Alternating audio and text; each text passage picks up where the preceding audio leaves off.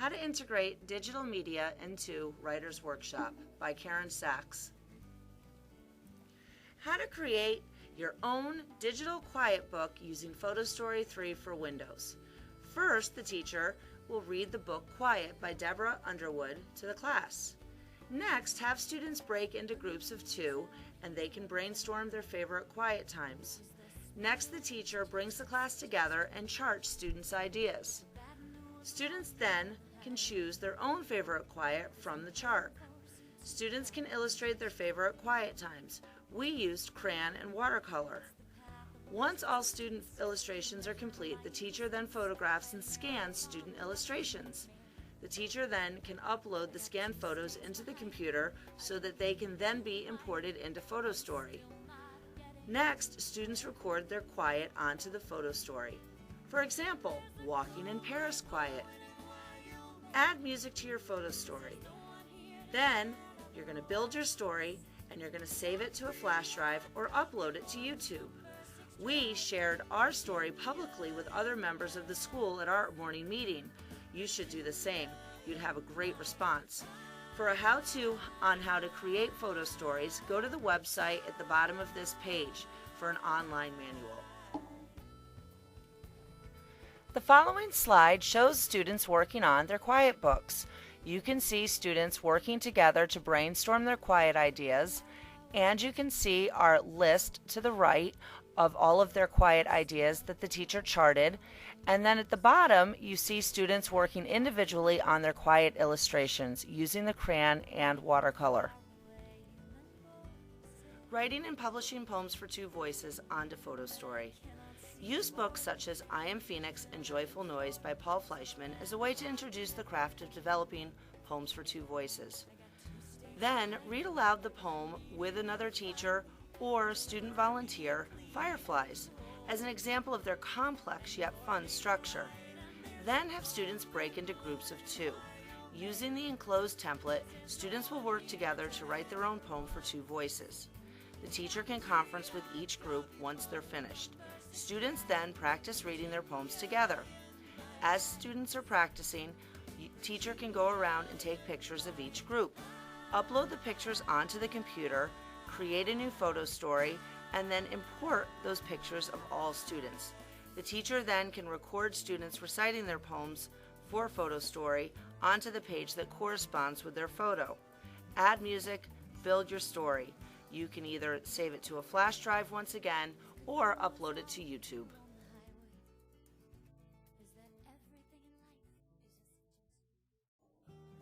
Lesson 1, First Grade, Seeing with Poet's Eyes. The purpose of this initial poetry lesson is to invite students to use all their senses, plus their hearts and minds and imaginations to take details from their lives in fresh ways. Materials needed for this lesson are chart paper, markers, writer's notebooks, objects arranged in a poetry museum, objects are nature-based, and a class pencil sharpener. Touchstone texts include The Pencil Sharpener and Ceiling by Zoe Ryder-White. Also, The Other Way to Listen by Bird Baylor. First, preset folders on the table with objects covered by towels. Show your students how one poet saw an object in a fresh, new way. Show and compare how the poet could have seen and described the object in regular words, but instead saw the object with a poet's eyes.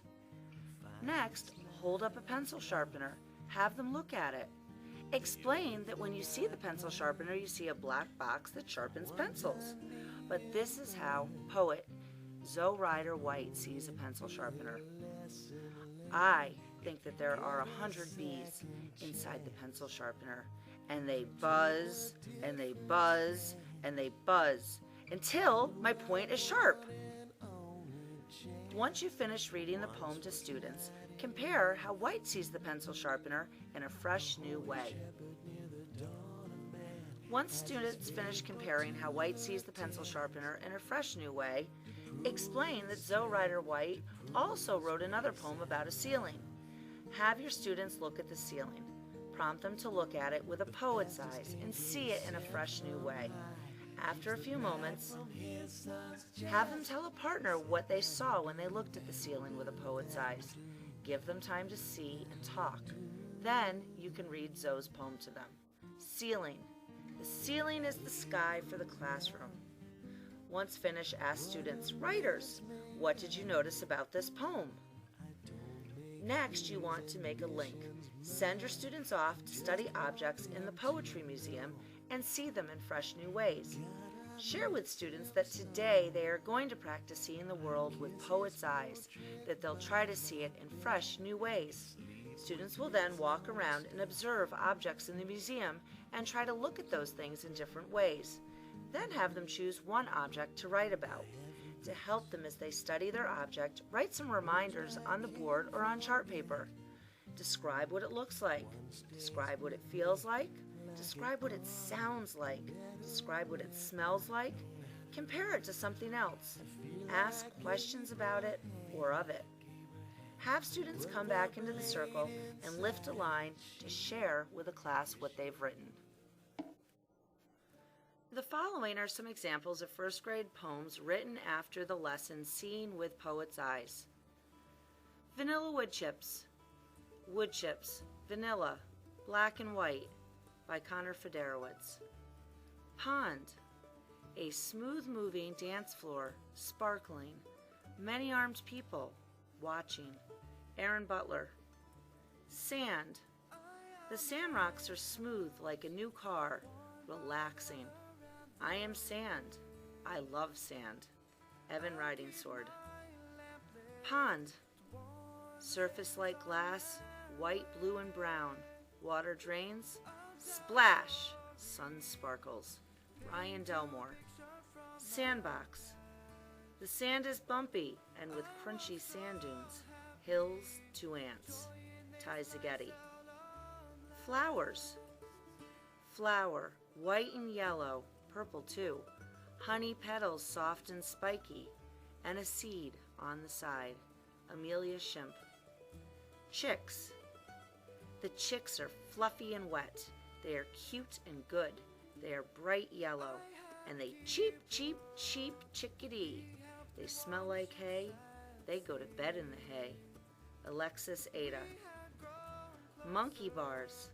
Shake like branches in the wind. Hum like a clock's hands. Hard like rocks. Claire Powers. Now that your students have finished writing their poems, it's time to move into the computer lab. But before you do that, you're going to want to create a teacher account on www.littlebirdtales.com. Once you create your account, you're going to want to create a student account for each one of your students. Before students arrive to the computer lab the first day, have the computers logged onto and set onto littlebirdtales.com. Have the students sit in front of either a large projector or a smartboard so that the teacher can demonstrate how to log into their Little Bird accounts. Make the username and passwords uniformed and easy to remember. Demonstrate how to log in and how to create a new tale. Next, you'll want to demonstrate how to click onto the draw icon to begin creating an illustration. On the first day in the computer lab, allow students to simply experiment with all the drawing features so they become comfortable and familiar with the program.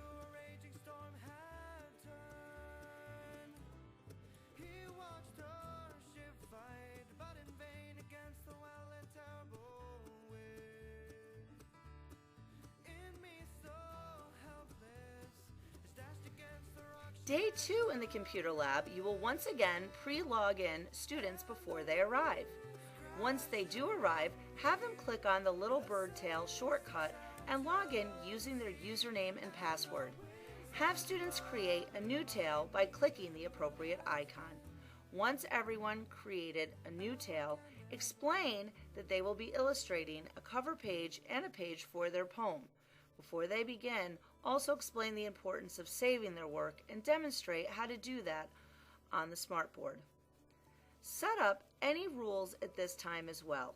It is helpful to ask students to raise their hands when they need help and not to get up from their computer station. This cuts down on potential confusion and chaos. Teachers should walk around answering individual questions.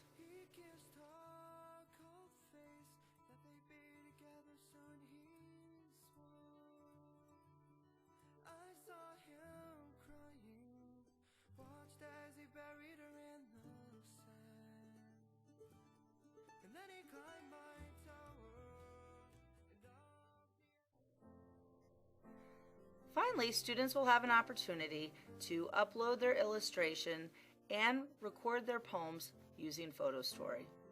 Prior to meeting with each student, save each of their Little Bird Tale illustrations and then import them into PhotoStory. PhotoStory was used as a backup to Little Bird Tales because the recording component on Little Bird Tales was not working and was not fixed within the allotted unit time period. Next, using the microphone, have the student record their voice as they read their poem. Note, it is easiest to do this individually with each student. Due to large class sizes, it may be necessary to go outside and get help from a media specialist or other appropriate school personnel to assist in that process. If that is not a possibility, it can be done in the classroom as the other students in the class participate in DEAR or any other silent sustained reading activity. Students' digital poems should then be presented at an assembly, community meeting, or at a publishing celebration in which parents and/or other classes are invited.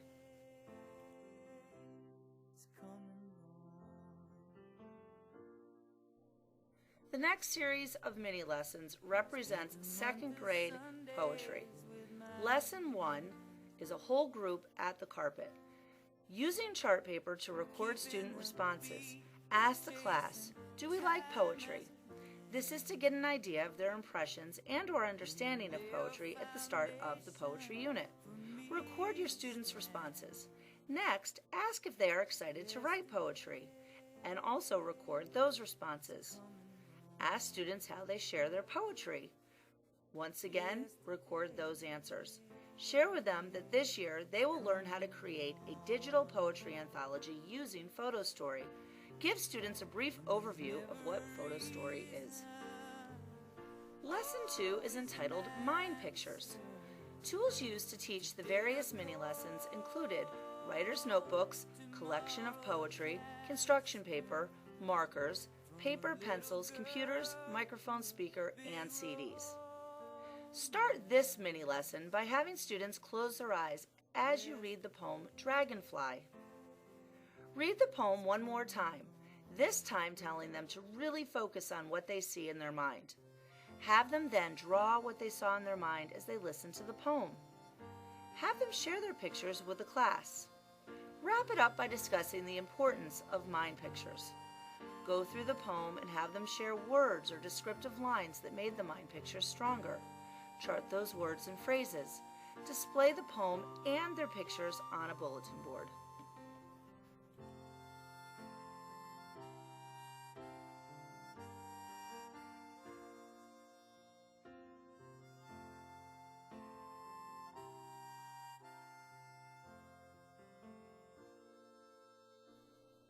Mini lesson number 3, finding a poem by another author.